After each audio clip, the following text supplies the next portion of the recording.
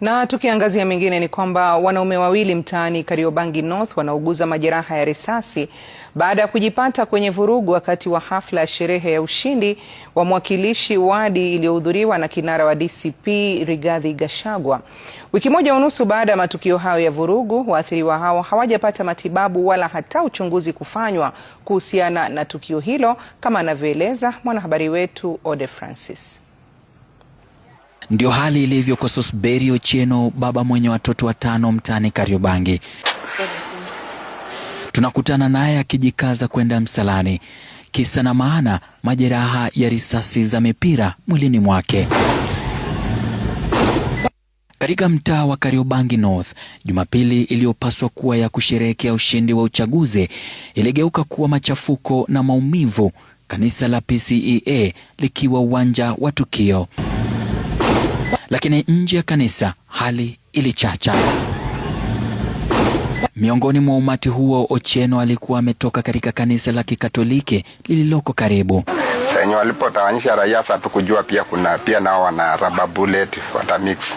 Walianza kufiatua tu hizo teargas zao ndani ya church na kwa barabara huku.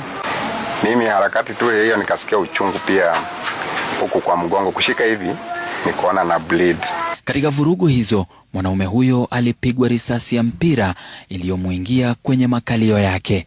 Na kwa sababu ya kukosa mapato ilinishinda, nilililia watu, nililia kabisa from that time mpaka 6 jioni nikiwa tu hapo. Ndio nimemweka kwa nyumba juu bado sina option.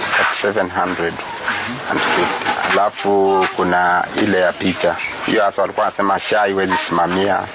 Si yeye tu, mwadhiriwa wa tukio hilo ni jamaa huyu. Hiyo namba bullet ilikuwa ndani. Sasa ilitolewa, ambaye alithibitisha kupigwa risasi na kuonyesha risasi ya mpira iliyotolewa baadaye kutoka mwilini mwake. Huko chini kulikuwa kumetoka na vijana wengine pia wanakuja sasa wajitoa au vijana wabarudishe nyuma. Mimi nikapanda kufika hapa katikati. Askari akaniambia aje, ujipanda hii side utapigwa risasi. Fanya hivi nyinyi wote muingie kwa kanisa. Na huku familia ikipambana na ada za hospitali na maswali yasiyo na majibu, kwao ni matumaini tu kuwa watapata nafasi ya matibabu na haki kwa jamaa zao.